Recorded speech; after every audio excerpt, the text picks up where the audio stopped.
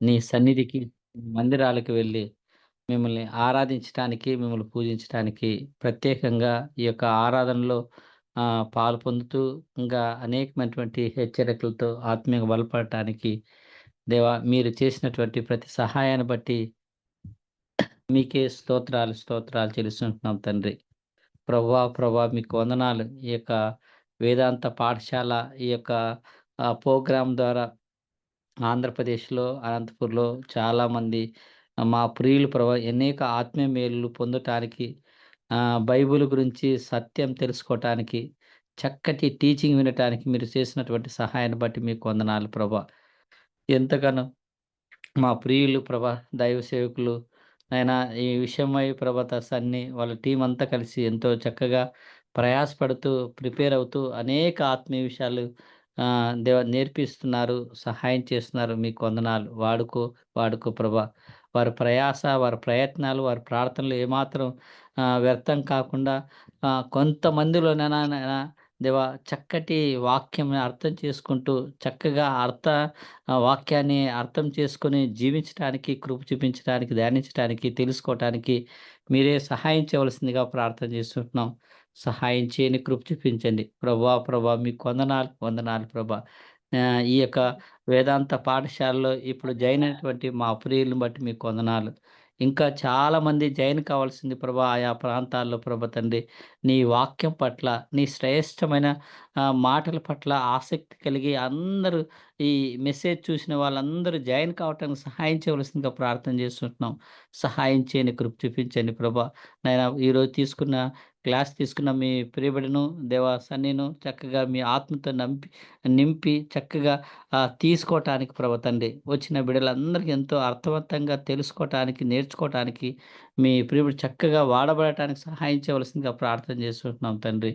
ప్రభా, ప్రభా సహాయం చేయండి. ఇలాంటి టీచింగ్స్, ఇలాంటి వాక్యాలు నిజంగా ఎంతో డబ్బులు పెట్టి నేర్చుకోవటానికి ఎక్కడికెక్కడికో వెళ్తుంటారు. ప్రభా ఈ ఫ్రీగా దేవా ఇంట్లోనే కూర్చొని చక్కగా ప్రతి ఆదివారం ఒక 1:30 గంట సేపు ఈ యొక్క వేదాంత పాఠశాలకు సంబంధించినటువంటి అనేక అంశాలని ప్రభా కొత్త కొత్త ఆత్మీయ విషయాల్ని నేర్పించడానికి ప్రయాసపడుతున్నారు. ప్లాన్ చేసుకున్నారు ప్రభా.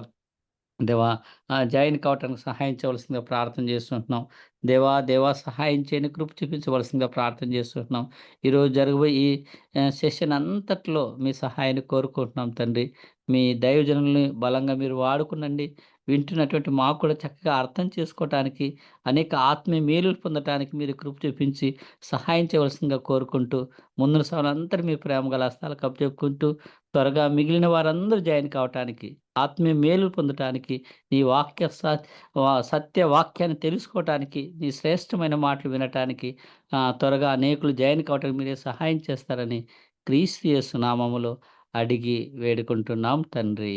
ఆమేన్. ఆమేన్. ఆమేన్. ఆమేన్. Praise the Lord. Thank you so much అండి. సో రైట్ ఈరోజు మనం బైబిల్‌లోని చివరి గ్రంథం ప్రకటన గ్రంథం గురించి కొన్ని విషయాలు మనం నేర్చుకోబోతున్నాం. ఆహ్, సో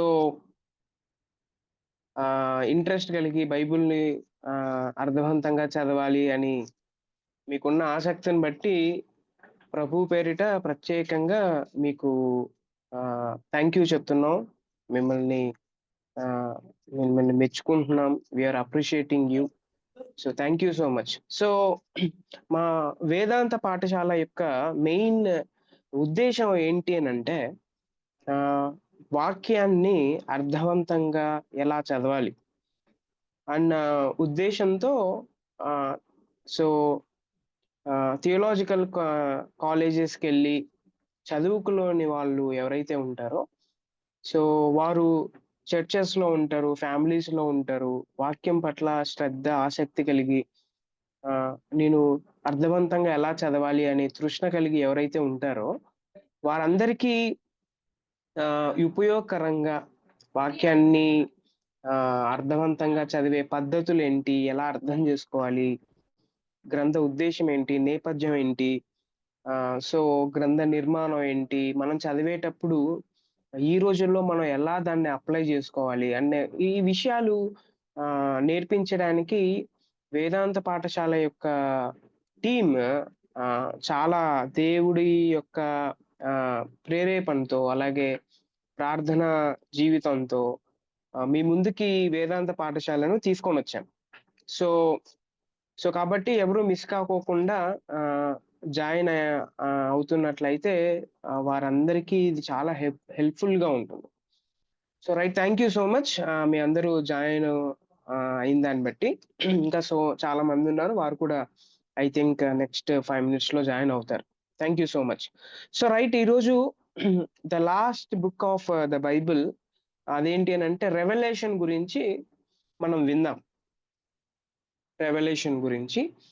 సో, అయితే ఆహ్, మనం చాలా సార్లు బైబిల్ చదువుతూ ఉంటాం.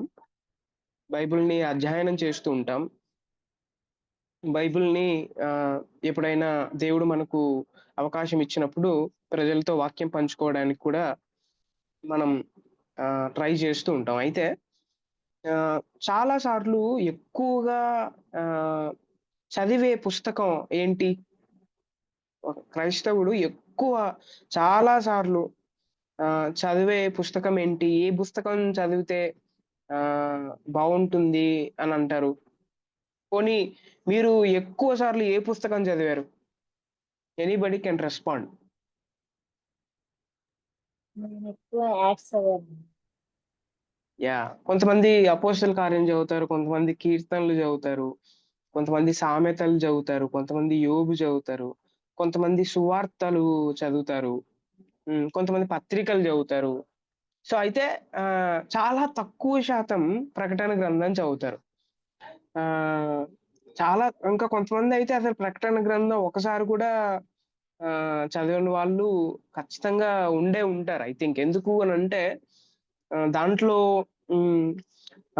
కొన్ని భయానకమైన సిట్యుయేషన్స్ ఉంటాయి. సో, నేను చిన్నప్పుడు నేను కూడా ప్రకటన గ్రంథాన్ని చదివేటప్పుడు అక్కడ కొన్ని అంటే భయంతో కూడిన కొన్ని విషయాలు ఉంటాయంట. అంటే అర్థమేంటి? 10 కొమ్ములు లేకపోతే సాతాను రావడం, సంకెళ్ళు ఇట్లాంటివన్నీ విన్నప్పుడు ఒక రకమైన భయం, ఒక రకమైన భయంతో కూడిన విషయాలు ఉండడం వల్ల కొంతమంది చదవలేకపోతూ ఉంటారు. సో, ఇంకా కొంతమంది ఎందుకు చదవరు అనంటే దాంట్లో ఎలాంటి వాగ్దానాలు లేకపోతే మనసుకు నెమ్మది కలిగించే వాక్యాలు ఉండకపోవడం వల్ల. సో, ఇంకా కొంతమంది చదవలేకపోవచ్చు. అయితే ప్రకటన గ్రంథం అనేది చాలా చాలా ఇంపార్టెంట్. చాలా ఇంపార్టెంట్ రోల్‌ని ప్లే చేస్తుంది బైబిల్‌లో అనే విషయం మనం అర్థం చేసుకోవాలి.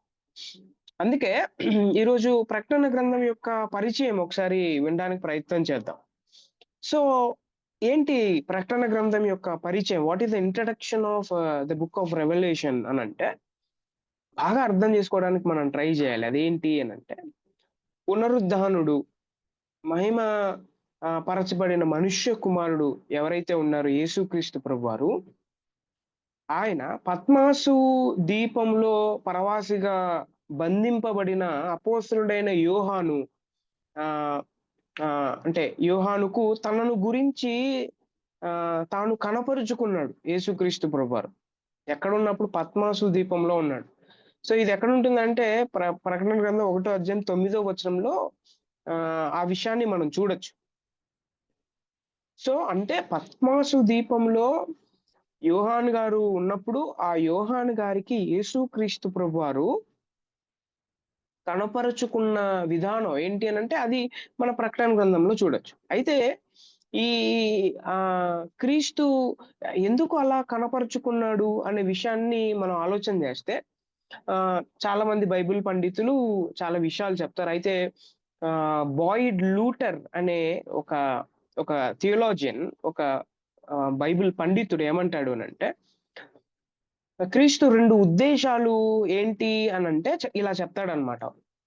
సో, ఏంటి ఫస్ట్‌ది ఏంటి అనంటే, చిన్న ఆసియాలో అంటే ఏషియా మైనర్‌లో యోహానుకు సుపరిచితమైన 7 సంఘాలు ఉన్నాయి. మనందరికి తెలుసది. ఆ 7 సంఘాలు ఎక్కడి నుంచి ఎక్కడి వరకు ఉంటాయంటే, రెండో అధ్యాయం నుంచి మూడో అధ్యాయం వరకు ఆ 7 సంఘాల యొక్క ప్రస్తావన మనం చూడొచ్చు. ఇవి యోహాన్ గారికి చాలా సుపరిచితమైన సంఘాలన్నమాట. బాగా తెలుసు ఆయనకి ఆ సంఘాల గురించి యోహాన్ గారికి.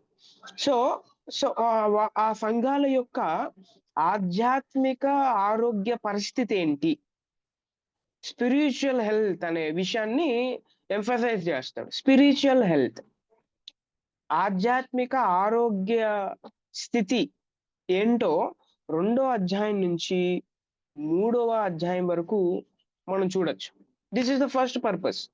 What is the spiritual health condition of the church. Second ఇది ఏంటి అని అంటే, this is the first purpose. రెండో పర్పస్ ఏంటి అని అంటే, అంత్యకాలానికి సంబంధించిన కొన్ని సంఘటనలు, వాటి యొక్క ఎలాగా సంభవిస్తుంది, అలా సంభవించడానికి కారణాలు ఏంటి, కారణాల గురించిన వరుస దర్శనాలు యోహానుకు ఈ ఈ ఈ గ్రంథంలో 4వ అధ్యాయం నుంచి 22వ అధ్యాయం వరకు యేసుక్రీస్తు ప్రభువారు అంటే దేవుడు బయలుపరుస్తాడనమాట. The second purpose. ఫస్ట్ ఏంటి అని అంటే spiritual health condition of the churches, 7 churches. తర్వాత రెండోది ఏంటి అని అంటే, ఎలాగా ఈ ఈ అంటే ఈ యూనివర్స్ లేకపోతే ఈ యుగం సమాప్తి చేయబడుతుంది, దాని యొక్క సంఘటనలు ఏంటి, దాని కారణాలు ఏంటి, ఈ దర్శనాల గురించి యోహాను గారికి ప్రభు బయలుపరిచే గ్రంథం ఏమైతే ఉందో ఆ గ్రంథమే ప్రకటన గ్రంథం అనే విషయం మనం అర్థం చేసుకోవచ్చు. ఈ 2 పర్పసెస్ మనం అర్థం చేసుకోవాలి. సో రైట్, ఈ పరిచయం మనం ప్రకటన గ్రంథాన్ని అర్థవంతంగా చదివేటట్టు చేస్తుంది. ఇంకొక విషయాన్ని మనం అర్థం చేసుకోవడానికి ప్రయత్నం చేయాలి. అదేంటి అని అంటే, ఆ రచనా కాలం యొక్క పరిస్థితి ఏంటి. యోహాన్ గారు ఈ ప్రకటన గ్రంథాన్ని దైవ ప్రేరేపణతో రాసేటప్పుడు ఎలాంటి పరిస్థితులు ఉన్నాయి ఆయన ఉన్నప్పుడు, అది మనం చాలా ఇంపార్టెంట్ గా మనం ఆలోచన చేయాలి. ఎలాంటి పరిస్థితులు ఉన్నాయి అని అంటే, ఫస్ట్ ఆఫ్ ఆల్ గ్రంథకర్త యొక్క పరిస్థితుల గురించి మనం ఆలోచన చేద్దాం. సో మామూలుగా చెప్పాలంటే, సాంప్రదాయ దృక్కోణంలో యోహాను గారు రాసిన 4వ సువార్త ఇది. ఓకే, మొదటి 3 పత్రికలు యోహాను గారు రాశారు, అది మనందరికి తెలుసు. మొదటి యోహాను, 2వ యోహాను, 3వ యోహాను. And the 4th book of John ఏంటి అని అంటే, this is the 4th book of John. అదేంటి అంటే ప్రకటన గ్రంథం. సో ఇంకొకటి అంటే దీనికి ఆ యోహాన్ గారే ఈ పుస్తకాన్ని రాశాడు అనడానికి ఇప్పుడే నేను చెప్పాను. ఏమని చెప్పాను అంటే, 1వ అధ్యాయం 4వ వచనం చదివినా, 9వ వచనం చదివినా, లేకపోతే 22వ అధ్యాయం 8వ వచనం చదివినా యోహాన్ గారే పరిచయం చేసుకుంటాడనమాట. ఎవరైనా 1వ అధ్యాయం 9వ వచనం చదవగలరా? ప్రకటన గ్రంథం 1st chapter 9th versus, 4th verses, 9th versus 2 చదవండి. 4వ వచనం, 9వ వచనం. ఎవరైనా చదువుతారా? మీ సహోదరులను యేసును బట్టి కలుగు శ్రమలోను, రాజ్యములోను, సహనములోను పాలువాడునైన యోహానును నేను దేవుని వాక్యము నిమిత్తమును, యేసును గూర్చిన సాక్ష్యం నిమిత్తమును పద్మాసు ద్వీపమున పరవాసినైతిని. యా, సో అంటే ఈ ప్రకటన గ్రంథం ఎవరు రాశారో తనంతకు తానే పరిచయం చేసుకున్నాడు. ఐఎమ్ ద జాన్, నేను జాన్ ని, అపోస్తలుడైన జాన్ ని, నేను అంటే దేవుని యొక్క ప్రేరేపణ వల్ల ఈ పుస్తకాన్ని రాస్తున్నాను అని. There are so many evidences are there. 1st chapter 4th verses, 9th verses, 22nd chapter 8th verses లో కూడా మనం చూస్తాం. రెండవ ఆధారం ఏంటి అని అంటే, ఇంకొక విషయం మనం బాగా ఆలోచన చేయాలి. ఎందుకు అనంటే, ప్రకటన గ్రంథంలో 7 సంఘాల గురించి, 7 చర్చెస్ గురించి చాలా స్పష్టంగా రాస్తాడు. ఈ 7 సంఘాలకి అసలు యోహాను గారికి తెలుసా అనేవి ఒకవేళ అట్లాంటి ప్రశ్న మనం వేసుకుంటే, ఏషియా మైనర్ లో ఉన్న 7 సంఘాలతో యోహాను గారికి వ్యక్తిగత సంబంధాలు ఉన్నట్టు మనం ఈ ప్రకటన గ్రంథంలో చూడొచ్చు. There is an intimate relationship with that 7 churches. దీనికి ఆధారాలు ఏంటి అని అంటే, 11వ వచనం ఎవరైనా చదవగలుగుతారా? అదే ఫస్ట్ చాప్టర్ 11వ వచనం. ఆ. ప్రభువు దినమందు ఆత్మవశుడనై ఉండగా బూరధ్వని వంటి గొప్ప స్వరము నీవు చూచుచున్నది పుస్తకంలో రాసి ఎఫెసు, స్ముర్న, పెర్గము, ఉమ్. తుయతైర, సార్దీస్, ఫిలదెల్ఫియా, లవొదికయ అని 7 సంఘములకు పంపుమని చెప్పుట నా వెనుక వింటిని. ఎస్, ఇంటిమేట్ రిలేషన్షిప్, ఈ చర్చెస్ తో ఇంటిమేట్ రిలేషన్షిప్ కలిగిన యోహాన్ గారికి ప్రభు చెప్తున్నాడు ఏంటి అని అంటే, ఇదిగో ఈ సంఘాలు నీకు తెలుసు కదా, ఈ సంఘాలకి నేను చెప్పే కొన్ని విషయాలు నువ్వు రాయి అని చెప్పాడు. అది సెకండ్ చాప్టర్ లో నుంచి థర్డ్ చాప్టర్ వరకు, సెకండ్ అంటే 2వ అధ్యాయం నుంచి 3వ అధ్యాయం వరకు ఈ 7 సంఘాల గురించి యోహాన్ గారు ప్రభు ఏమైతే చెప్పాడో ఆ విషయాల్ని ఉన్నది ఉన్నట్టుగా రాయడం మనం అందరం చూస్తాం. This is the second evidence. 3వ ఆధారం మనం చూసినట్టయితే, రాస్తూ ఉన్నప్పుడు అతడున్న పరిస్థితులు, ఎలాంటి పరిస్థితులు, ఎలాంటి పరిస్థితులు ఉన్నాయి? 9వ వచనం ఇప్పుడే చదివాం. ఎలాంటి పరిస్థితులు అని అంటే, అపోస్తలుడైన యోహాను పరిస్థితులతో అంటే అంటే ఫర్ ఎగ్జాంపుల్ ఒకసారి ఆ వచనం చదవగలుగుతారా? ఎలాంటి పరిస్థితులు ఉన్నాయి? 9th versus. ఎలాంటి పరిస్థితులు ఉన్నాయంటే, శ్రమ, ఓకే, యేసును బట్టి కలుగు శ్రమలోను, రాజ్యములోను, సహనములోను పాలివాడనునైన యోహాను అని ఈ వాక్యాన్ని నేను రాస్తున్నాడు. అంటే ఈ ఈ ఈ విషయాన్ని రాసేటప్పుడు యోహాను గారికి యేసును బట్టి, యేసుక్రీస్తు ప్రభువారిని నమ్ముకోవడం బట్టి, యేసుక్రీస్తు ప్రభువారిని ప్రకటిస్తున్న దాన్ని బట్టి, యేసుక్రీస్తు ప్రభువారి యొక్క సువార్తను చెప్తున్న దాన్ని బట్టి హీ గాట్ సఫరింగ్. ఓకే, ఆయనకు శ్రమ వచ్చింది. అట్లాంటి శ్రమల్లో సహనం కలిగి దేవుని వాక్యాన్ని రాస్తున్నాడు. ఈ విషయాన్ని మనం చాలా గుర్తుపట్టాలి. అంటే యోహాను గారు ఈ పుస్తకాన్ని రాసేటప్పుడు ఆయన శ్రమలో ఉన్నాడు. ఏం శ్రమ? మనం అనుకునే శ్రమను కాదు, యేసుక్రీస్తు ప్రభువారిని బట్టి వచ్చిన శ్రమ అది, సువార్తను బట్టి వచ్చిన శ్రమ అది. ఓకే, సో ఈ పరిస్థితిని మనం అర్థం చేసుకోవాలి. ఇంకొక విషయం ఏంటి అని అంటే, ఏషియా మైనర్ లో చాలా మంది ఎలా అభిప్రాయపడతారు అని అంటే, ఈ ఈ ప్రకటన గ్రంథం క్రీస్తు శకం 70వ సంవత్సరం నుంచి క్రీస్తు శకం 100 సంవత్సరాలు ఈ మధ్య కాలంలో రాసి ఉండొచ్చు అని చాలా మంది థియోలాజియన్స్, చాలా మంది బైబిల్ పండితులు అభిప్రాయపడుతూ ఉంటారు. ఇది మనం గుర్తు పెట్టుకోగలిగితే చాలా బాగుంటుంది. ఇంకొక విషయం ఏంటి అని అంటే, ఈ ప్రకటన గ్రంథంలో పాత నిబంధన దృశ్యాలతో, ఇది చాలా ఇంపార్టెంట్ పాయింట్. పాత నిబంధనలో ఉన్న దృశ్యాలతో నిండిన ఈ గ్రంథాన్ని, ఓకే, పాత నిబంధన దృశ్యాలతో నిండిన ఈ గ్రంథాన్ని అత్యధికంగా అన్యజనులు నివసిస్తున్న ఏషియా మైనర్ లో పనిచేస్తున్న యోహాను వంటి ఒక యూదుడు చే రచింపబడింది. అందుకే ఈ ప్రకటన గ్రంథంలో చాలా విషయాలు పాత నిబంధనలో ఉన్న దృశ్యాలు మనం దీంట్లో చూడొచ్చు. పాత నిబంధనలో కొన్ని దృశ్యాలు ఉంటాయి. ఆ దృశ్యాలు ఏమైతే ఉన్నాయో అవి ప్రకటన గ్రంథంలో ఆయన రాసినట్టు మనందరికి అర్థం అవుతుంది అనమాట. అందుకే పాత నిబంధన కొంచెం అర్థం చేసుకోగలిగితే ప్రకటన గ్రంథం మనం అర్థం చేసుకోవడానికి కొంచెం వీలుబాటు ఉంటుంది అనమాట. సో కాబట్టి ఈ 4 ఆధారాలు చెప్పాను. ఒకటి ఏంటంటే, ఆయనే రాశాడని 1వ అధ్యాయం 4వ వచనం, 9వ వచనం, 22వ అధ్యాయం 8వ వచనంలో చూస్తాం. తర్వాత చర్చెస్ తో ఆయనకు వ్యక్తిగత సంబంధాలు ఉన్నాయని చూసాం. తర్వాత 3వది ఏం చూసామంటే రచనా కాలం చూసాం.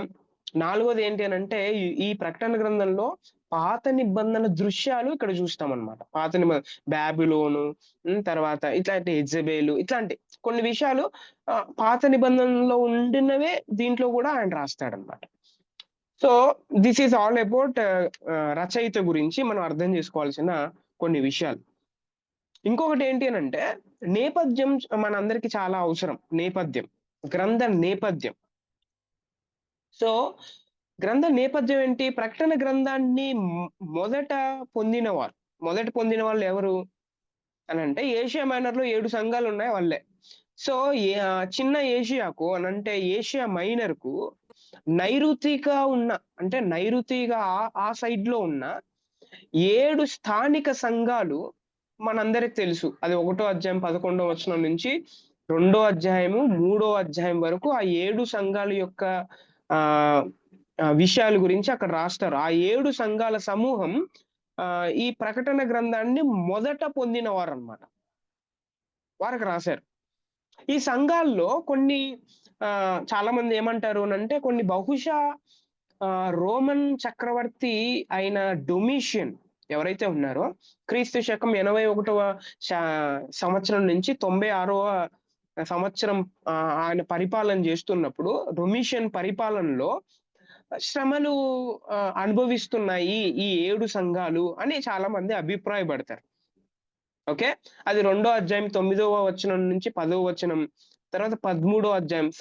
సో 13వ వచనం కూడా మనం చూడొచ్చు. అంటే డొమిషియన్ చక్రవర్తి పరిపాలన చేస్తున్నప్పుడు ఈ చర్చెస్ ఆహ్, ఆహ్, ప్రాసిక్యూషన్‌ని ఎదుర్కొనేటప్పుడు, శ్రమ పడుతున్నప్పుడు యోహాను గారు రాసిన ఈ గ్రంథం అని చాలామంది అభిప్రాయపడుతుంటారు. ఇతర సంఘాలలో సిద్ధాంతపరమైన ఓకే. సిద్ధాంతపరమైన ఆచరణాత్మకమైన సమస్యలున్నాయి. అంటే మిగతా సంఘాల్లో ఏ ఏ ఏం సమస్యలున్నాయనంటే డాక్ట్రిన్స్‌కి సంబంధించిన కొన్ని సమస్యలున్నాయి. తర్వాత ట్రెడిషన్ అండ్ కల్చర్‌కి సంబంధించిన సమస్యలున్నాయి. అది 2 అధ్యాయం 6 వచనంలో. తర్వాత 13 వచనం నుంచి 15 వచనంలో, తర్వాత 20 వచనం నుంచి 23 వచనంలో మనం ఈ ఈ 2 ఇష్యూస్‌ని చూడొచ్చు. ఆహ్, ఎవరైనా 2 అధ్యాయం 6 వచనం ఎవరైనా చదవగలుగుతారా? 2 అధ్యాయం 6 వచనం. 2 అధ్యాయం 6 వచనం చదవగలిగితే ఏ- ఏలయనగా హ్మ్. ఇదిగో నేను ముఖ్యమును ఏర్పరచబడినవి అమూల్యమునవి మూలరాతిని సియోనులో స్థాపించుచున్నాను. ఆయన యందు 2 విశ్వాసం అధ్యాయం 6 వచనం. ఉంచువారు. అయితే 6 అధ్యాయం. ఒక్క 2 నిమిషం. అధ్యాయం 6 వచనం. యాహ్!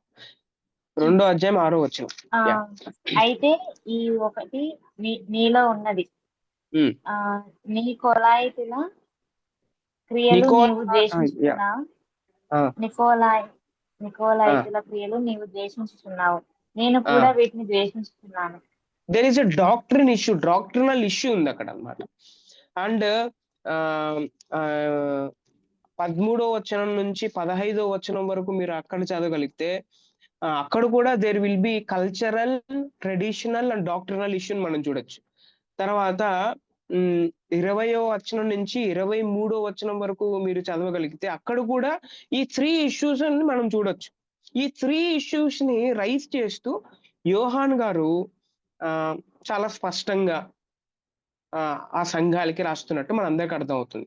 సో, ఈ ఈ ఈ ఈ అంటే ఈ సమస్యలు మాత్రమే గాదు. దీని నేపథ్యంలో కంటికి కనిపించని శక్తివంతమైన ఒక ఆధ్యాత్మిక యుద్ధం జరుగుతాంది అన్నమాట చర్చెస్ మధ్య. చర్చెస్‌లో ఉన్న పీపుల్‌లో. సో, యోహాను గారు కనిపించే ఈ 3 విషయాల గురించే రాసినట్టు మనందరికి అర్థమవుతుంది. కానీ దేర్ ఈస్ లోపల ఇంకొక ఇంకో కోణంలో ఆలోచన చేస్తే కనిపించని చాలా ఇష్యూస్ సంఘాల్లో మనం చూడొచ్చు. రైట్? 10వ వచనంలో చూడొచ్చు, 14వ వచనం, 24వ వచనం, 3 అధ్యాయం 9వ వచనంలో కూడా కనిపించని చాలా విషయాలు అక్కడ మనకు కనబడతాయి. 3 అధ్యాయం 9వ వచనం చదివితే ఒకవేళ యూదులు కాకయే తాము యూదులమని అబద్ధమాడు సాతాను సమాజపు వారిని రప్పించెదను. వారు వచ్చి నీ పాదముల ఎదుట పడి నమస్కారము చేసి ఇదిగో నేను నిన్ను ప్రేమించితినని తెలుసుకొనున్నట్లు చేస్తాను. So many issues are there. అందుకే 2 అధ్యాయం, 3 అధ్యాయం చాలా జాగ్రత్తగా మీరు అర్థం చేసుకున్నట్లయితే నీట్‌గా కూర్చొని అర్థం చేసుకుంటే చాలా doctrinal, socio cultural and traditional issues మనం ఆ చర్చెస్‌లో మనం ఆహ్, చూస్తూ ఉంటామన్నమాట. సో ఇంకొక విషయాన్ని మనం అర్థం చేసుకోవాలి అని అంటే చాలా మంది ఇప్పుడే మనం చెప్పిన విధంగా 70 సంవత్సరాల నుంచి 100 సంవత్సరాల మధ్య ఈ పుస్తకాన్ని రాసుండొచ్చు అనంటే, ఇంకా కొంతమంది ఏమంటారు అనంటే, డొమిషియన్ చక్రవర్తి 90వ శతాబ్దంలో కదా పరిపాలన చేస్తుంది. కాబట్టి యోహాన్ గారు 90 శతాబ్దంలో అంటే 90వ సంవత్సరంలో ఈ పుస్తకాన్ని రాసుండొచ్చు. ఇలాంటి ఇలాంటి చాలా అజంప్షన్స్ మనం థియలాజికల్‌గా చాలా పాయింట్స్ మనం చూడొచ్చు. క్రైస్తవులను ఇంకొక ఇంపార్టెంట్ పాయింట్ ఏంటి అనంటే నేపథ్యంలో, క్రైస్తవులను స్థానికంగా తీవ్రంగా హింసించిన సమయంలో, ఓకే. క్రిస్టియన్స్‌ని స్థానికంగా తీవ్రంగా హింసించిన సమయంలో అపోస్తలుడైన యోహాను పత్మసు ద్వీపానికి చెరగొని ఆహ్, పోబడ్డాడనే సాంప్రదాయవాదం ఇదనమాట. దిస్ ఈస్ ద నేపథ్యం. సో, ఆ టైంలో యోహాన్ గారు దేవుని చేత దర్శనం పొంది, ఆయన ఈ ప్రకటన గ్రంథాన్ని రాసినట్టు మనందరికి అర్థమవుతుంది. సో, రైట్, ఇంతవరకు అర్థమైంది కదా అందరికి? ఇంతవరకు క్లియర్‌గా ఉందిగా? యాహ్! సో, ఇప్పుడు ప్రకటన గ్రంథం యొక్క సందేశం అండ్ ఉద్దేశ్యం ఏంటి? ప్రకటన గ్రంథం చదివితే నాకేమొస్తుంది? దీంట్లో ఏం సందేశం ఉందబ్బా! లేకపోతే దీంట్లో ఏం ఉద్దేశ్యం ఉంది అని ఒకవేళ మనం అనుకుంటూ ఉంటే, ఈజీగా మనం అర్థం చేసుకోవడానికి ప్రయత్నం చేద్దాం. సో, ఏంటి అనంటే ఆహ్, సో, బాయిడ్ లూటర్ అనే ఈ రచయిత ప్రకటన గ్రంథంలోని ఎక్కువ భాగం, చాలా ఎక్కువ భాగం, మోస్ట్ పర్సెంటేజ్ బైబిల్‌లోని పుస్తకాలన్నిటికంటే ఎక్కువ అంత్యకాలంలోని సంఘటనలపై దృష్టి పెడుతుంది అని చెప్తాడన్నమాట ఆయన. ఓకే. ఇంకొకసారి చెప్తున్నా. ప్రకటన గ్రంథంలోని ఎక్కువ భాగం బైబిల్‌లోని పుస్తకాలన్నిటికంటే ఎక్కువ దేని మీద దృష్టి పెడుతుంది అనంటే, ఈ పుస్తకం అంత్యకాలంలో ఏం సంఘటనలు జరుగుతాయో దాని మీద దృష్టి పెడుతుంది. This is the focus of the book of revelation. And ఇంకొక విషయం ఏంటి అనంటే, అయితే విశ్వాసులైన, అవిశ్వాసులైన అంతములో సుదూర పరిణామాలు కలిగించే విషయాలపై తమ జీవిత కాలంలో ఎంచుకోవాల్సిన మార్గాలు ఏంటి, ఎంపికలపై ఈ గ్రంథం దృష్టి పెడుతుందన్నమాట. విశ్వాసైనా, అవిశ్వాసైనా. సో, అంత్యకాలంలో జరిగిపోయే ఈ పరిణామాలు బట్టి సో, ఏ దాని మీద వాళ్ళు స్టాండ్ తీసుకోవాలా అనేది ఈ పుస్తకం చెప్పిద్ది. ఇది గ్రంథ ఉద్దేశం. అవును, ఈ రోజుల్లో కూడా మనం so, we are going through so many situations and ఈ విషయాలను చూస్తా ఉంటే ప్రభు తొందరగా వస్తాడు, ఆయన రాబోతున్నాడు అనే విషయం మనందరికి అర్థమవుతుంది. అయితే ఏ దాని మీద మనం స్టాండ్ తీసుకోవాలా అనే ఒక డెసిషన్ వచ్చినప్పుడు we have to read the book of revelation and we can definitely ఏం చేయొచ్చు అనంటే మనం మంచి నిర్ణయాన్ని తీసుకోవచ్చు. ప్రకటన గ్రంథం అనేది బైబిల్ గ్రంథంలో ఒక ఇంపార్టెంట్ రోల్‌ని ప్లే చేస్తుంది అనే మాటను నేను చెప్పాను. సో, బైబిల్‌లో ఈ ఈ ప్రకటన గ్రంథం అనేది ఎలాంటి రోల్ ప్లే చేస్తుంది? బైబిల్ గ్రంథంలో ఈ గ్రంథం యొక్క పాత్ర ఏంటి? అనేది మనందరికీ మనం అందరం అర్థం చేసుకోవాల్సిన విషయం ఎంతైనా ఉంది. ప్రకటన గ్రంథం దాదాపు సంపూర్ణమైన వేదాంత సమీక్షను మనందరికి ఇస్తుంది. ఎవరు? ప్రకటన గ్రంథం అనేది. ఇందులో ఈ ఈ ప్రకటన గ్రంథంలో ఏమేమి ఉంటాయో తెలుసా? ఎలాంటి థియలాజికల్ కాన్సెప్ట్స్ ఉంటాయి తెలుసా? ఎలాంటి వేదాంతపరమైన కాన్సెప్ట్స్ ఉంటాయనంటే, క్రిస్టాలజీని చూడొచ్చు మనం దీంట్లో. అంటే క్రీస్తుని గురించిన విషయాలు చూడొచ్చు. Who is Christ and who are people, what is the character and behaviour of people, మానవాళి గురించిన విషయాలు, ఆంథ్రోపాలజీని చూడొచ్చు ఈ ప్రకటన గ్రంథంలో మనం. అంతేకాదు ఈ ప్రకటన గ్రంథంలో పాపం యొక్క పర్యావసానం కూడా మనం చూడొచ్చు. హమర్టియాలజీని మనం చూడొచ్చు. అండ్ దేవుని ప్రజలు అంటే దేవుని యొక్క పిల్లలు వాళ్ళు ఎట్లా ఉంటారు? ఎక్లీషియాలజీని కూడా మనం చూడొచ్చు. చర్చ్ గురించి, దేవుని యొక్క ప్రజల గురించి, సంఘం గురించి మనం చూడొచ్చు ఈ ప్రకటన గ్రంథంలో. అండ్ ఏంజిలియాలజీని కూడా మనం ఇక్కడ స్టడీ చేయొచ్చు. దట్ మీన్స్ అంటే పరిశుద్ధమైన దేవదూతల గురించి కూడా మనం స్టడీ చేయొచ్చు ఈ ప్రకటన గ్రంథంలో. అంతేకాదు సాతాను గురించి, దయ్యముల గురించి విస్తారమైన చర్చ ఈ ప్రకటన గ్రంథంలో మనకు రాయబడినాయి. అంతేకాదు దేవుని యొక్క శక్తిని గురించి, త్రిత్వ ఐక్యం గురించి, ట్రినిటీని గురించి, పరిశుద్ధాత్మ పనిచేసే అంశాల గురించి, తర్వాత లేఖనాల స్వభావం గురించి మనం ఈ ప్రకటన ఎన్ని థియలాజికల్ కాన్సెప్ట్స్ ఉన్నాయి చూడండి. క్రిస్టాలజీ ఉంది, హమర్టియాలజీ ఉంది, ఆంథ్రోపాలజీ ఉంది, ఎక్లీషియాలజీ ఉంది, ఏంజిలియాలజీ ఉంది, తర్వాత డెమనాలజీ అంటే సాతానుకు డెమనాలజీ ఉంది, తర్వాత సుప్రీమసీ ఆఫ్ గాడ్ గురించి ఉంది, ట్రినిటేరియన్ గాడ్ గురించి ఉంది, తర్వాత న్యూమెటాలజీ గురించి అంటే పరిశుద్ధాత్మ దేవుడి గురించి మనం చూస్తాం. అంతేకాదు స్క్రిప్చర్, బిబ్లియాలజీ గురించి కూడా మనం ఈ ప్రకటన గ్రంథంలో థియలాజికల్ గా మనం వేదాంతపరమైన విషయాలు మనం చాలా విషయాలు నేర్చుకోవచ్చు. వాట్ ఏ ఇంపార్టెంట్ పుస్తకం ఇది, వాట్ ఎన్ ఇంపార్టెంట్ రోల్ ఈ ప్రకటన గ్రంథం బైబిల్ అంతట్లో ప్లే చేస్తుందనే విషయం మనం నేర్చుకోగలగాలి. అందుకే ప్రకటన గ్రంథం అన్నది మనం చదవాలి. ప్రకటన గ్రంథాన్ని అధ్యయనం చేయాలి. ప్రకటన గ్రంథంలో క్రీస్తు సువార్తల్లో యేసు క్రీస్తు ప్రభువారిని మత్తయి గారైతే రాజులాగా, మార్కు గారైతే ఒక సర్వెంట్ లాగా, లూకా గారైతే సన్ ఆఫ్ గాడ్ లాగా, యోహాన్ గారైతే దేవుని యొక్క కుమారులాగా, లూకా గారు హీస్ ఎలా పరిచయం చేస్తాడు అని అంటే జెంటైల్ గాడ్ లాగా పరిచయం చేస్తాడనమాట యేసుక్రీస్తు ప్రభువారిని. పౌలు రాసిన పత్రికలో పౌలు గారు క్రీస్తుని ఇంకొక రకంగా పరిచయం చేస్తాడు. ప్రకటన గ్రంథంలో యేసుక్రీస్తు ప్రభువారు ఇంకొక రకంగా పరిచయం అయ్యాడు. అది మనం గుర్తుపట్టగలగాలి, అది మనం అధ్యయనం చేయగలగాలి. సో దెన్ అప్పుడు ఖచ్చితంగా మనం ప్రకటన గ్రంథాన్ని మెల్లగా అర్థం చేసుకోవాలి. అది ఇంకొక మాట ఒక బైబిల్ పండితుడు ఏమంటాడంటే, ఎవ్రీ క్రిస్టియన్ ఎవరైతే ఉన్నారో ఖచ్చితంగా చదవాల్సిన పుస్తకం ఏమైనా ఉంది అని అంటే ప్రకటన గ్రంథం ఖచ్చితంగా చదవాలి అని ఆయన అంటాడు.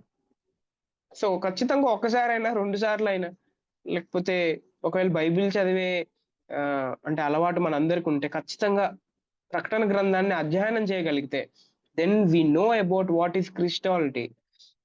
తర్వాత చాలా విషయాలు, థియలాజికల్ కాన్సెప్ట్స్ మనందరికి అర్థమవుతాయి. So right. సో ఇప్పుడు సో మనం పరిచయం చూసాం, రచనా కాలం చూసాం, పరిస్థితులు చూసాం, నేపథ్యం చూసాం, సందేశం చూసాం, ఉద్దేశం చూసాం, బైబిల్లో ఈ ప్రకటన గ్రంథం ఎలాంటి పాత్రను ప్లే చేస్తుందని అది కూడా చూసాం. ఇప్పుడు గ్రంథ నిర్మాణం చూద్దాం. ఫైనల్ గా గ్రంథ నిర్మాణం, రైట్. సో గ్రంథ నిర్మాణం ఎలా ఉంటుంది, ఎలాగా యోహాన్ గారు ఈ పుస్తకాన్ని గ్రంథ నిర్మాణం చేశాడు, what is the structure of this book అని ఒకవేళ మనం ప్రశ్న వేసుకుంటే, ప్రకటన గ్రంథం దాన్ని వరుస క్రమాన్ని మొదటి అధ్యాయం 19వ వచనంలో ముందుగా చెబుతుందన్నమాట. సో ఎలా ఉంటుంది చూడండి ఒకసారి. What is the structure of this book అని అంటే యోహాన్ గారే రాస్తారు. మొదటి అధ్యాయం 19వ వచనంలో, ఎవరైనా చదవండి. ఇలా ఉంటాయి. This is the structure of book. 19వ వచనం మొదటి అధ్యాయం. కాగా నీవు చూసిన వాటిని, ఉన్న వాటిని, వీటి వెంట కలుగబో వాటిని అనగా నా కుడి చేతిలో నీవు చూసిన 7 నక్షత్రములను గూర్చిన మర్మమును. చాలు. సో నీవు చూచిన వాటిని, ఉన్న వాటిని, వీటి వెంట కలుగబో వాటిని. So this is the structure of this book. నువ్వు ఏమైతే చూస్తున్నావు వాటి గురించి, నువ్వు ఉన్నప్పుడు ఎలాంటి పరిస్థితులు ఉన్నాయి వాటి గురించి, దీని తర్వాత ఏమైతే జరగబోతుందో వాటి గురించి ఈ పుస్తకంలో రాయి. సో సో ఈ స్ట్రక్చర్ ఎంత బాగా ఆయన ఎంఫసైజ్ చేస్తాడు అనే విషయం చూడండి. ఇంకోటి ఏంటి అంటే అపోస్తలుడైన యోహాను తన దృష్టి కోణం, ఓకే, తను ఎలా అయితే ఆలోచన చేస్తున్నాడో తన దృష్టి కోణం నుండి వ్రాయమని ఆజ్ఞాపించబడినప్పుడు అతడు అప్పటికే హెచ్చింపబడిన మనుష్య కుమారుని గురించిన దర్శనాన్ని పొంది ఉన్నాడు అనే విషయాన్ని మొదటి అధ్యాయంలో మనం అర్థం చేసుకోవాలి. అపోస్తలుడైన యోహాను తన దృష్టి కోణం నుండి, ఓకే, తన దృష్టి, అందుకే యోహాను గారు ఒక యూదుడు కాబట్టి యూదుడికి సంబంధించిన పాత నిబంధనలోని దృశ్యాలన్నీ ప్రకటన గ్రంథంలో మనకు కనబడతాయి. మీకు అర్థమవుతుంది కదా? తన దృష్టి కోణం నుండి వ్రాయమని ప్రభు చెప్పినప్పుడు, నువ్వు చూసేవాడిని, ఉన్న వాటిని వీటి వెంట కలిగిపోయేవాడిని నువ్వు రాయి అని చెప్పినప్పుడు ఆయన ఏం చేశాడు అని అంటే ఆల్రెడీ ఈ విషయాన్ని రాయబడక ముందు ఆల్రెడీ మనుష్య కుమారుని చేత ఆయన దర్శనం పొందాడు అనే విషయాన్ని మనం అర్థం చేసుకోవాలి. ఇది మొదటి అధ్యాయం. దాని తర్వాత ఏం జరుగుతుందనంటే 7 సంఘాలకు, ఓకే, 7 సంఘాలకు వాటి ఆధ్యాత్మిక ఆరోగ్య స్థితిని తెలియపరుస్తూ, ఓకే, 7 సంఘాలకు వాటి ఆధ్యాత్మిక ఆరోగ్య స్థితిని తెలియపరుస్తూ పత్రికలు వ్రాయమని అతడు ఆజ్ఞ పొందాడు. నాట్ ఓన్లీ రెవల్యూషన్, ప్రకటన గ్రంథమే కాదు, ఒక్కొక్క సంఘానికి ఒక్కొక్క పత్రిక రాయమని ఆజ్ఞ పొందుతాడనమాట. ఆ పత్రికలన్నీ చేర్చి ప్రకటన గ్రంథంగా మనందరికీ ఇక్కడ పెట్టినట్టు మనందరికి అర్థమవుతుంది. ఓకే, అది 2వ అధ్యాయం నుంచి 3వ అధ్యాయంలో ఆ సంఘాల గురించి మీరు చదివేటప్పుడు వీటిని వ్రాయము అని చెప్తాడనమాట. ఓకే, చివరిగా గ్రంథపు ముఖ్య భాగం వస్తుంది. అదేంటి అంటే 4th చాప్టర్ నుంచి 22nd చాప్టర్ 5వ వచనం వరకు. ఓకే, ఫస్ట్ ఏంటి? స్ట్రక్చర్, చూసే వాటిని, ఉన్న వాటిని, కలుగుబో వాటిని, ఇది ఫస్ట్ ప్రిఫరెన్స్. రెండో ప్రిఫరెన్స్ ఏంటి అని అంటే 7 సంఘాలకి రాయమంటాడు అనమాట. 7 సంఘాల గురించి రాస్తాడు. 7 సంఘాల గురించి అయిపోయిన తర్వాత మెయిన్ థీమ్ వస్తుంది. అది 4వ అధ్యాయం నుంచి 22వ అధ్యాయం వరకు వస్తుంది. ఇందులో ఏముంటాయి 4వ అధ్యాయం నుంచి 22వ అధ్యాయం వరకు అని అంటే వీటి వెంట కలుగోబోవు సంఘటనని. ఓకే, సో ఇప్పుడు 3 విషయాలు మీకు చెప్పాను. 3 విషయాలు స్ట్రక్చర్ ఈజీగా అర్థం చేసుకోవడానికి చెప్తున్నా. 3 విషయాలు ఏంటి? చూసిన వాటిని, ఉన్న వాటిని, కలగబోవు వాటిని. మొదటి అధ్యాయంలో పునరుద్ధానుడైన యేసుక్రీస్తు ప్రభువారిని చూస్తాడాయన. ఓకే, యోహాను గారు ఉన్నప్పుడు 7 సంఘాలు ఉన్నాయి. 7 సంఘాల గురించి 2వ అధ్యాయం 3వ అధ్యాయం వరకు రాస్తాడు. ఉన్న వాటి గురించి. కలగబో వాటి గురించి 4వ అధ్యాయం నుండి 22వ అధ్యాయం 5వ వచనం వరకు రాస్తాడు. స్ట్రక్చర్ అర్థమైందా?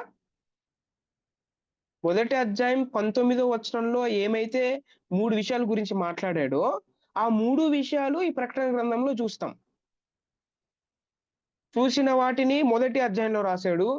ఉన్న వాటిని అంటే 7 సంఘాల గురించి ఆయన ఉన్నప్పుడు 7 సంఘాల గురించి 2వ అధ్యాయం నుంచి 3వ అధ్యాయం వరకు రాస్తాడు. కలగబో వాటి గురించి 4వ అధ్యాయం నుంచి 22వ అధ్యాయం వరకు రాస్తాడు. This is the structure. అందరికి అర్థమైంది ఇది ఈ స్ట్రక్చర్? యా, ఇది ఈ స్ట్రక్చర్ అర్థం చేసుకుంటూ చదివితే వి కెన్ డెఫినెట్, ఓహో, మనం ఒకవేళ 6వ అధ్యాయం చదువుతున్నాం అనుకోండి, 6వ అధ్యాయం ఏంటి? ప్రకటన గ్రంథంలో 3 స్ట్రక్చర్ ఇలా రాశాడు. ఇది ఆల్రెడీ చూసిన వాటి గురించా, ఉన్న వాటి గురించా, కలుగుబో వాటి వరకు గురించా, ఏ దాని గురించి చెప్పండి మీరే ఒకవేళ 6వ అధ్యాయం చదువుతుంటే?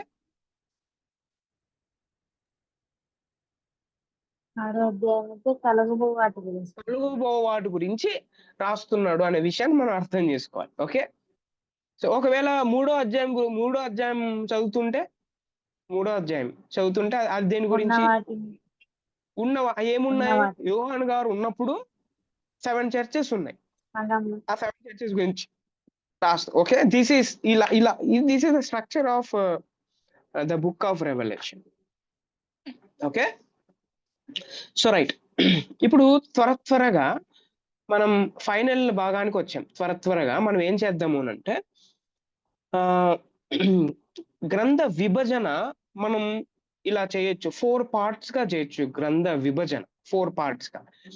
ఏంటి ఆ 4 పార్ట్స్ అని అంటే, మొదటిది పరిచయం, ఇంట్రడక్షన్. ఈ ఇంట్రడక్షన్ ని మనం 1వ అధ్యాయం 1వ వచనం నుంచి 20వ వచనం వరకు ఇంట్రడక్షన్ ఇస్తాడనమాట. ఉపోద్ఘాతం అన్నమాట. ఓకే, దీంట్లో శుభాలు చెప్తాడు ఆయన. తర్వాత మనుష్య కుమారుడు సంఘాల గురించి రాస్తాడు. చాలా విషయాలు రాస్తాడు ఇంట్రడక్షన్ లో. Okay, first part is all about ఏంటి అని అంటే, నీవు చూచిన వాటిని గురించి యోహాను గారు ఏమైతే చూశాడో ఆ చూసిన వాటి గురించి మొదటి అధ్యాయం 1వ వచనం నుంచి 20వ వచనం వరకు యోహాను గారు ఏమైతే దర్శనం ద్వారా చూశాడో అవన్నీ మనం ఫస్ట్ ఇంట్రడక్షన్ లో చూడొచ్చు. ఓకే, అందరికీ ఓకే కదా? So right. రెండో పార్ట్ ఏంటి అని అంటే, ఆయనే చెప్పాడు ఏంటంటే ఉన్న వాటిని గురించి ఆయనే చెప్పాడు. ఈ ఉన్న వాటి గురించి అంటే ఏషియా మైనర్ లో ఆయన ఎక్కడైతే సేవ చేస్తున్నాడో దాన్ని ఏషియా మైనర్ అన్నమాట. సో ఈ ఏషియా మైనర్ లో సంఘములకు పత్రికలు రాస్తాడు, లెటర్స్ రాస్తాడు ఆయన ఉన్న వాటి గురించి.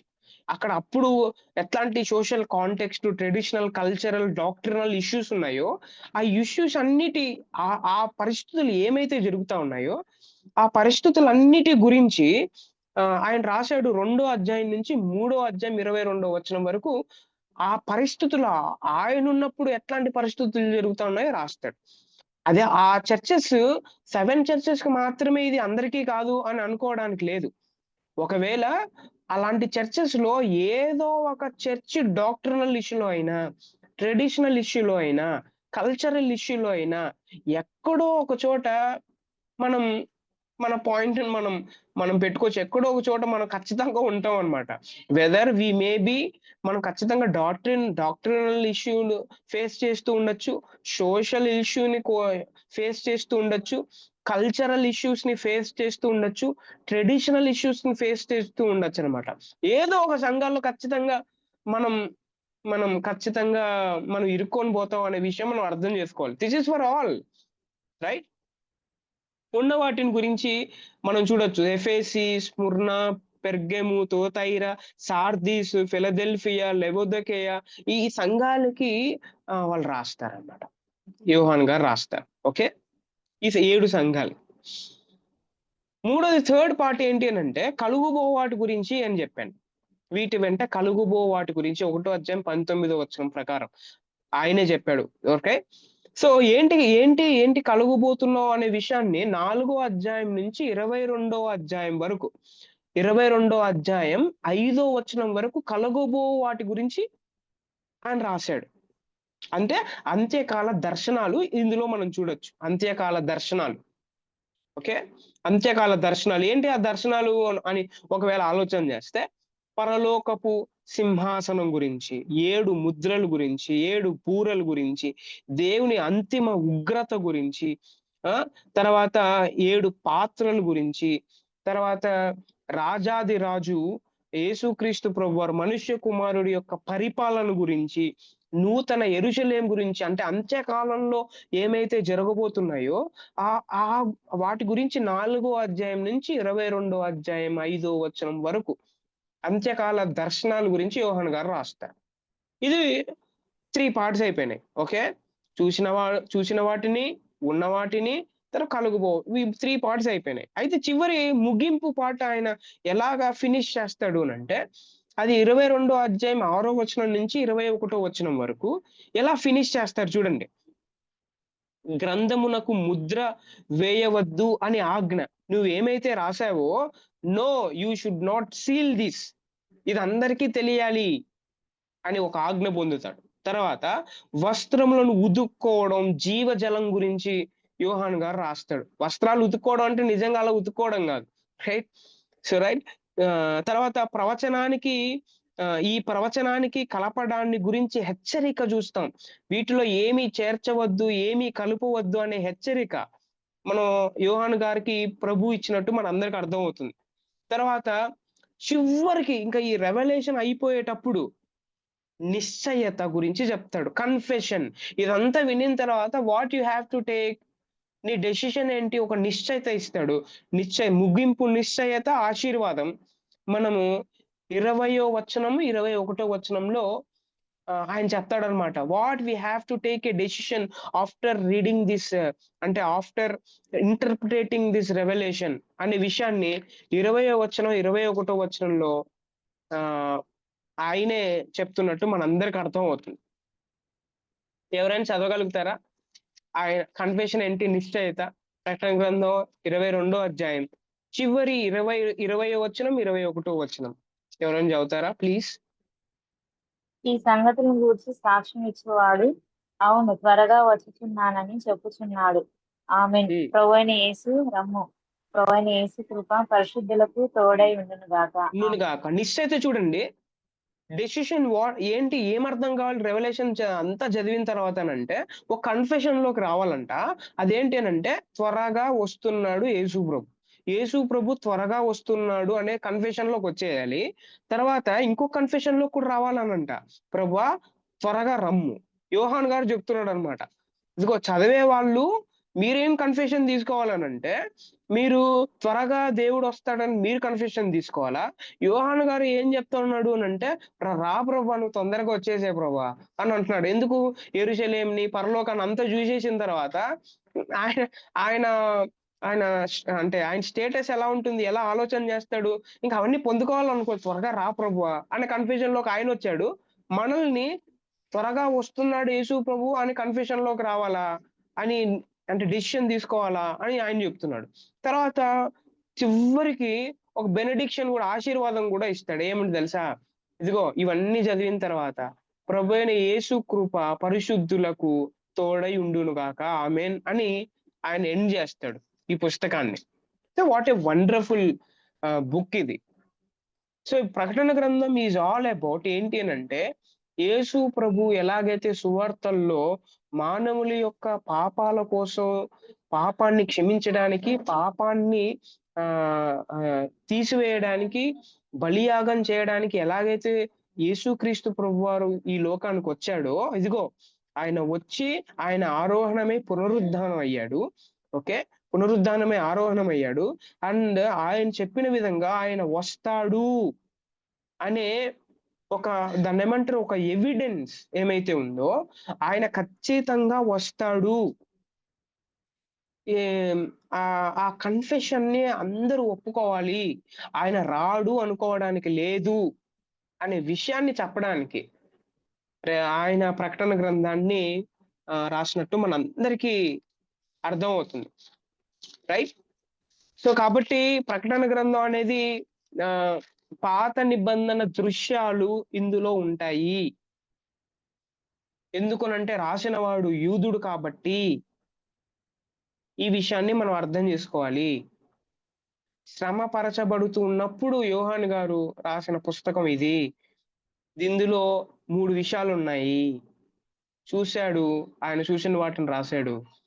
ఆయన ఉన్న పరిస్థితుల్లో ఉన్న సోషల్ కాంటెక్స్ట్, తర్వాత చాలా ఇష్యూస్ ఉన్నాయి, దాని గురించి రాశాడు. కలుగబోయే వాటి గురించి కూడా రాశాడు. చివరికి కన్ఫెషన్ ఒక నిశ్చయితకు రావాలి అని అంటే యేసు ప్రభు వస్తాడు అని ఒక కన్ఫెషన్ లోకి రావాలి అని ఆయన చెప్తాడు. So this is all about the book of revolution. Right. ఎవరికైనా